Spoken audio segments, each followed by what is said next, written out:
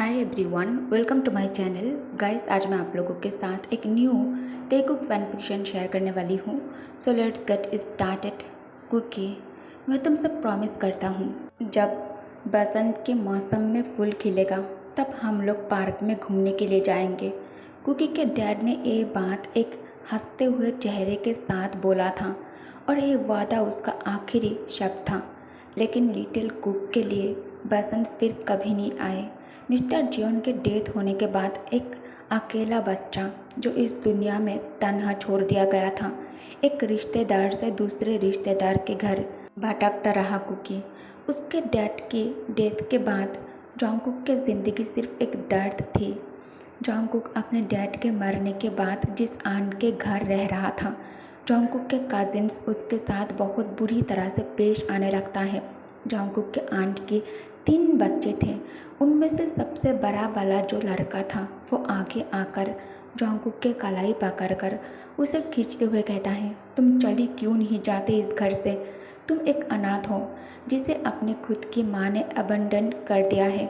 अगर तुम्हें इस घर में रहना है तो हमारी बातें मानना होगा। तभी कुकी कहता है, नहीं, मुझे ये सब नहीं चाहिए, छोड़ दीजिए मुझे। तो कुकी के कज़िन ब्रदर एक हाथ से उसका गला पकड़ते हुए कहता है, नहीं, तुम चले जाओ यहाँ से। जॉन्गकुक कहता है, लेट मी गो। तो वो लड़का कहता है, नहीं। कुकी बुरी तरह से रो रहा था और मन में सोचता है, मेरी आंट के बच्चे मुझे मारने के मौका ढूंढता रहता है।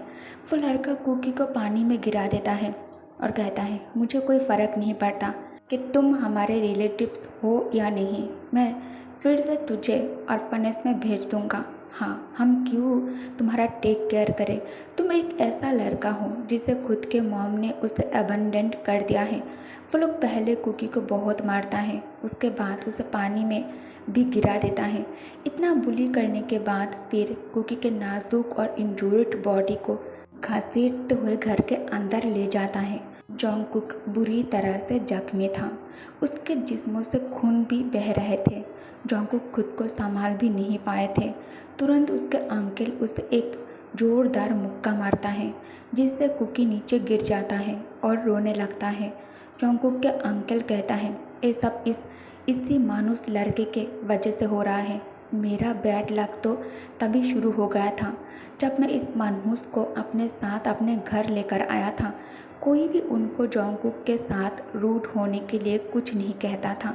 उसे कोई नहीं रोक सकता था, खासकर तब जब वो गैम्बलिंग की टेबल में मानी हार जाता था। जब जब वो हारता था, उसके अंकल घर आकर सारा गुस्सा उस पर निकलता था। जॉन्गकुक दर्द से बुरी तरह रोने लगता है। उसके अंकल उसे मारने के लिए अपने हाथ में एक बॉटल उठा लेता है और इस बॉटल से जॉन्गकुक को मारने के लिए जैसे ही आगे बढ़ता है, पीछे से जॉन्गकुक के आंट आकर अपने पति का हाथ पकड़कर उन्हें रोकते हुए कहती है, बस करो, क्या तुम इस बच्चे को मार डालना चाहते हो? अंकल कहता है, अच्छा चलो, इस बार छोड़ दिया। कुकी की ज़िंदगी एक नरक बन चुकी थी, पर एक चाइल्ड जो तन्हा हो वो कहाँ जाए? लेकिन दुख तो बर्फ़ की तरह है जो अचानक ही गिरने लगता है। नेक्स्ट डे अंकल कुकी को घर से निकाल देता है। कुकी क्राई करते हुए कहता है, आंट प्लीज़ मुझे घर में से मत निकालो। मैं प्रॉमिस कर रहा हूँ, मैं हमेशा चुप रहूँगी। मैं कभी आपको और घर में किसी को परेशान नहीं करूँगा। मैं आपकी हर बात सुनूँगा और सब कुछ करूँगा। So please aunt, don't abandon me, okay? Little cook अपने नाजुक और छोटे छोटे हाथों से अपने आंटी के हाथ दोनों हाथों से पकड़कर ये सब कुछ कह रहा था, रिक्वेस्ट कर रहा था। आंट कुकी के हाथ अपने हाथों से दूर करते हुए कहती है, एनफ कुकी, अभी तुम किसी और रिश्तेदार के पास जाओ, वो शायद तुम्हें अपने घर में रख ले। कुकी रोते हुए कहता है, आंट प्लीज़। आंट भी बुरी तरह से रो रही थी। आंट कहती है, कुकी बेटा, समझने की कोशिश करो, कहीं भी चले जाओ, ये जगह से अच्छा ही होगा, है ना? ये कहकर आंट उसे कपड़ों के बैग थमाकर वहाँ से निकल जाती हैं। कुकी कहता है, गुड बाय आंट। एक बार फिर कुकी को ठंड के मौसम में सड़क पर एलोन छोड़ दिया गया है। छोटा सा बच्चा जिसकी किसी को कोई फिक्र नहीं थी। जोंगकुक फिर से एक और रिश्तेदार के घर पहुंचता है, लेकिन तो वो रिश्तेदार कहता है, तुम एक लिटिल बॉय हो और बेकार हो, तुम सिर्फ एक बोझ बनोगे मेरे लिए। तुमने ऐसा क्या किया जो तुम्हें घर से निकाल दिया गया है? मैं ऐसे बच्चे को अपने घर नहीं रखूँगा। कोई भी एक अनाथ बच्चे को अपनाने को तैयार नहीं था। देखो, तुम हमसे ये उम्मीद भी कैसे कर सकते हो कि हम तुम्हारा ख्याल रखेंगे? अगर तुम साइलेंट भी रहो तब भी ये काफ़ी नहीं होगा। कोई भी अनाथ बच्चे को देखभाल करने के लिए तैयार नहीं था। एक ऐसा लड़का जिसे उसकी माँ ने छोड़ दिया था, मे भी यही नॉर्मल है। जोंगकुक स्टेशन में अपने सामान के साथ बैठा हुआ था। तभी एक आदमी कहता है, जोंगकुक, क्या तुम्हें बार्क का पता है? जोंगकुक कहता है, यस। तभी वो आदमी कागज़ के एक टुकड़े पर कुछ लिखता है। उसके बाद इसे जोंगकुक को देते हुए कहता है, वहाँ जाओ और इस शख्स को ढूंढो, ओके? मैंने कॉन्टैक्ट इन्फॉर्मेशन इसमें लिख दिया है। जोंगकुक उस आदमी से कागज़ का टुकड़ा ले लेता है जिसमें इसका एड्रेस लिखा हुआ था। किसी का एक छोटा सा बच्चा जो एक अजनबी शख्स के नाम पर उम्मीदें लिए एक बॉर्डर क्रॉस करने वाली है और ट्रेन में बैठ गया है इसके लिए। लोबिता, जहाँ उसका जन्म हुआ, वहाँ से बार्क की तरफ अकेला जाने के लिए ट्रेन पर चढ़ चुका था कुकी बार्क कल्वेश्वर स्टेशन में बैठा हुआ था। कुकी आसपास नज़र घुमाते हुए कहता है, तो ये बार्क है। क्या मैं उस शख्स को ढूंढ पाऊँगा? अगर वो मुझे नहीं मिला तो मैं दोबारा लोबिता नहीं जा सकता। नहीं, ऐसा नहीं सोचना है मुझे। ये तो वही शहर है जहाँ मेरे फादर पैदा हुए थे। नहीं, सब अच्छा होगा, मैं उन्हें ढूंढ लूँगा। मैं इस एड्रेस को भी ढूंढ लूँगा। लेकिन मैं इस एड्रेस के बारे में किससे पूछूं? फिर लिटिल कुकी एक पोस्टमैन को देखता है और उस कागज़ के टुकड़े के साथ उस पोस्टमैन के पास आकर उसे कागज़ के टुकड़े को दिखाकर कहता है, हेलो मिस्टर पोस्टमैन, मुझे इस जगह जाना है, क्या आप मेरी मदद कर सकते हैं? पोस्टमैन कागज़ का टुकड़ा कुकी के हाथ से लेकर इसे रीड करने के बाद कहता है, लेट्स सी, ये तो ड्यूक किम तैयांग के गार्डनर है। हाँ, मैं उसे अच्छी तरह से जानता हूँ। मैं वैसे भी अभी मेंशन एक पार्सल देने जा रहा हूँ, तुम मेरे साथ चल सकते हो। कुकी के आंखें चमकने लगती हैं। वो बहुत ही ज़्यादा एक्साइटेड हो जाती है। कुकी एक्साइटेड टोन में कहता है, क्या सच में? Thank you. फिर मन में सोचता है, अजीब किस्मत है और अनएक्सपेक्टेड काइंडनेस। जोंगकुक उस आदमी के साथ गैरेज में आकर बैठ जाता है। थोड़ी देर बाद गैरेज एक ब्यूटीफुल और बिग मेंशन के बाहर आकर रुकता है। जोंगकुक अपने बिग डोई आई से अमेज्ड होकर देखने लगता है। फिर मन में कहता है, क्या ये वही मेंशन है जहाँ ड्यूक रहता है? ये तो किसी फेरी टेल की तरह लग रहा है। एक पर्सन इतनी खूबसूरत मेंशन में गार्डनर का काम कर रहा है। वो जोंगकुक अपने कपड़ों के बैग के साथ आगे की तरफ चल रहा था। अचानक वो रुक जाता है। तभी कुकी का नज़र गार्डन एरिया में जाता है जहाँ कोई काम कर रहा था। कुकी अपने बैग दोनों हाथों से कस कर होल्ड कर मन में कहता है, will he accept me? Get ready Cookie, be polite and have a bright face. दोपहर ढल रही थी और मिस्टर बांग गुलाब के पौधे लगाने में बिजी था। तभी जोंगकुक कहता है, एक्सक्यूज़ मी सर, क्या आप मिस्टर बांग हैं? मिस्टर बांग ने उसे एक पल के लिए ध्यान से देखा। उसका प्रोनाउंसिएशन काफ़ी क्लियर था, लेकिन एसेंट थोड़ा अलग लग रहा था। मिस्टर बांग सीरियस फेस के साथ कैजुअली कहता है, हाँ, मैं ही मिस्टर बांग हूँ। जोंगकुक ने देखा कि मिस्टर बांग ने अपने हाथों से मिट्टी झाड़ी और अपनी स्ट्रॉ हैट उतार दिया। जैसे ही उसका चेहरा धूप में पूरी तरह आया, जोंगकुक थोड़ा सा पीछे हट गया। मिस्टर बांग को इस रिएक्शन का आदत हो चुका था। लोग अक्सर उसके रेक्ट चेहरे और हेवी बिल्ड बॉडी देखकर ऐसे ही रिएक्ट करते थे। मिस्टर बांग थोड़ा एनोयड होकर कहता है, तुम कौन हो? उसका संकुचित चेहरा और भी इंटिमिडेटिंग लग रहा था। कुकी धीरे से और काफ़ी क्लियर आवाज़ में कहता है, हेलो अंकल बांग, मेरा नाम जियोन जोंगकुक है, मैं लोबिता से आया हूँ। उसने धीरे और क्लियर आवाज़ में कहा। मिस्टर बांग टॉवल से गर्दन से पसीना वाइप करने लगता है। मिस्टर वांग को अब समझ आया कि उसका लहजा इतना अलग क्यों था। मिस्टर वांग कहता है, क्या तुमने बॉर्डर क्रॉस करके अकेली बार तक का सफ़र किया? कुकी थोड़ा ऑकवर्ड स्माइल करके कहता है, हाँ, मैं ट्रेन से आया था। फिर उसने अपने पोस्चर इतनी सीधी कर लिया जैसे वो खुद को और कॉन्फिडेंट दिखाना चाहता हो। तभी वो पोस्टमैन भी वहाँ आ गया जो उसे यहाँ तक लाया था। पोस्टमैन कहता है, ओह, तो आप दोनों मिल चुके हैं मिस्टर वंग। मिस्टर वंग कहता है, सही वक्त पर आए हो। तुम इसे यहाँ क्यों लाए हो? पोस्टमैन मुस्कुराते हुए कहता है, मैं इसे स्टेशन के बाहर अकेले अपना सामान लेकर चलते हुए देखा। जब मैंने पूछा कि कहाँ जा रहे हो तुम, तो उसने कहा कि वो मिस्टर वांग को ढूंढने आया है जो किम फैमिली के गार्डनर है। वैसे भी मुझे यहाँ पोस्ट डिलीवर करनी थी तो मैं इसे अपने साथ ले आया। फिर उसने मिस्टर वांग को एक लेटर दिया। मिस्टर वांग ने देखा कि एनवलप किसी दूर के रिश्तेदार का था जो पड़ोसी देश लोबिस्ता से लिखा गया था। उसने बिना किसी देर किए लिफाफा फाड़ दिया और पढ़ने लगा। लेटर एक अनाथ लड़के की कहानी बता रहा था जिसे अलग अलग रिश्तेदारों ने अपने घर रखा, लेकिन कोई भी उसे अडॉप्ट नहीं कर सका क्योंकि सबकी फाइनेंशियल हालत ख़राब थी। उसका नाम जियोन जोंगकुक था और अब जो छोटा सा लड़का उसके सामने खड़ा था वो वही अनाथ था जिसका जिक्र लेटर में था। मिस्टर वांग ने हैरानी भरी हंसी छोड़ी और गुस्से से बोला, कमबख्त लोग, एक खबर कितनी जल्दी फैल गई। लोबिता में कुकी के कोई रिश्तेदार उसका ध्यान नहीं रख पा रहे थे और छोटा सा दूर की रिश्तेदारी होने के बावजूद मिस्टर वांग की फाइनेंशियल कंडीशन सबसे बेहतर थी, इसलिए उसे यहाँ भेज दिया गया था। लेकिन लेटर के एंड में लिखा था, अगर तुम इसे नहीं रख सकते तो इसे किसी अनाथ आश्रम में छोड़ देना। मिस्टर वांग गुस्से से कहता है, सालो, सबके सब मर जाए।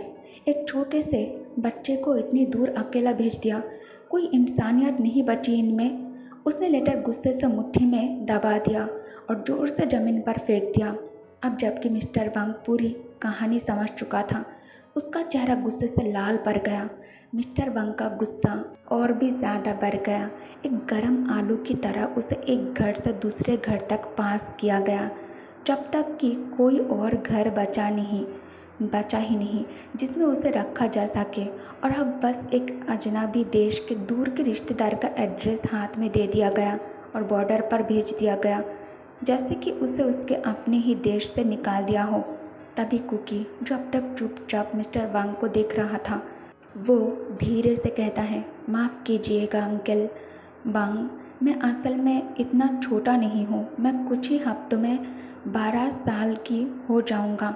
उसने जितना हो सके मैच्योर तरीके से बात करने की कोशिश की, यहाँ तक कि अपने पैरों के पंजे उठाकर खुद को थोड़ा और लंबा दिखाने की भी कोशिश करता है।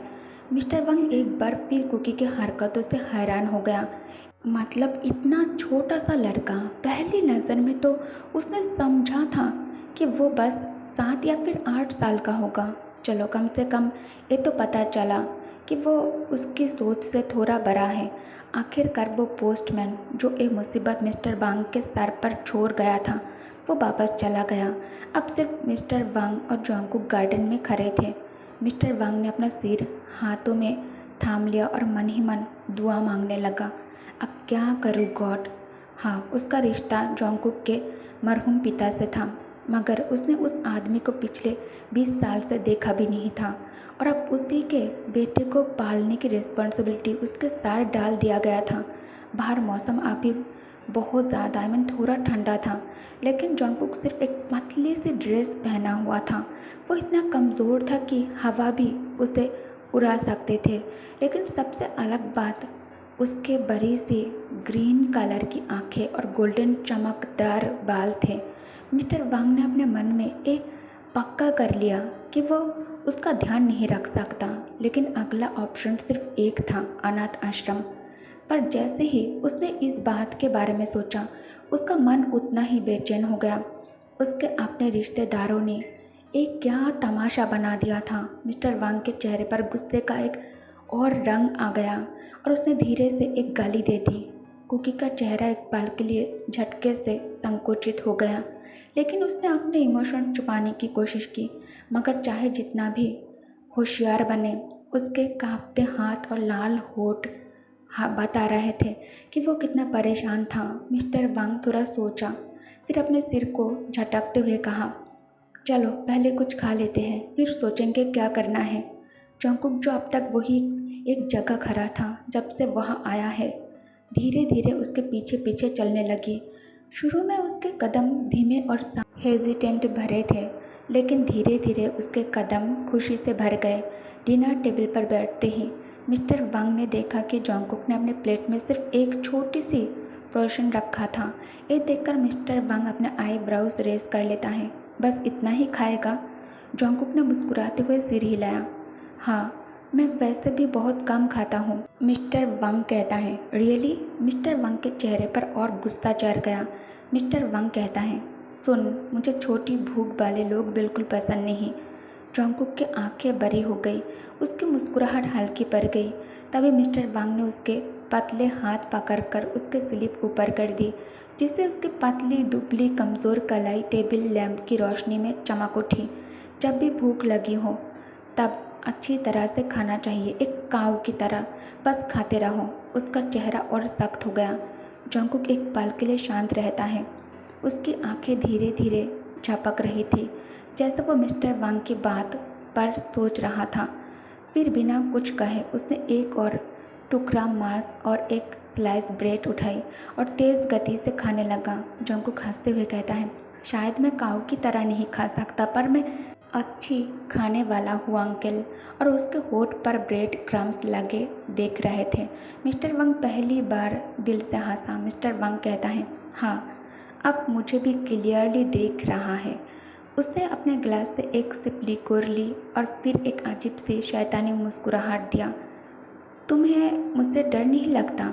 लेकिन जॉन्गकुक मिस्टर वांग के आंखों में सीधा देख रहा था। ना तो उसने नज़र हटाई, ना ही कोई डरी हुई प्रतिक्रिया दिखाया।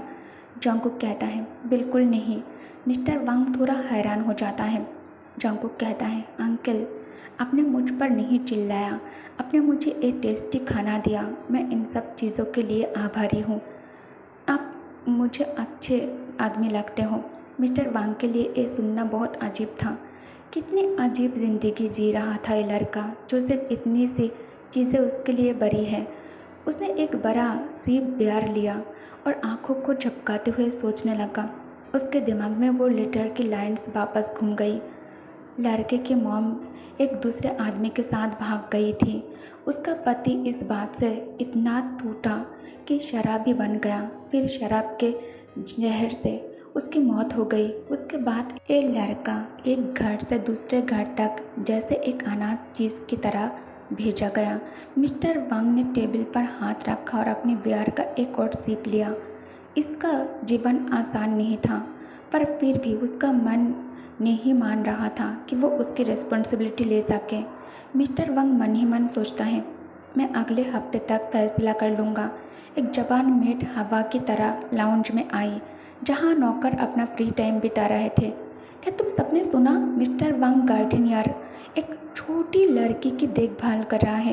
ये सुनकर सब लोग चौंक गए। मिस्टर वांग जैसे आदमी और एक छोटी लड़की के साथ, ये तो पुरानी कहानियों जैसा लग रहा था।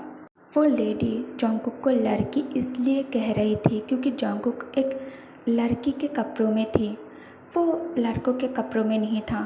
उसके जो आंट थी, उसने उसे यही कपड़े पहनने के लिए दिया था। वो लोग जॉन्गकुक के लिए अलग से कपड़े नहीं खरीदता था, हमेशा उसे लड़की के कपड़े ही पहनने के लिए दिया करता था।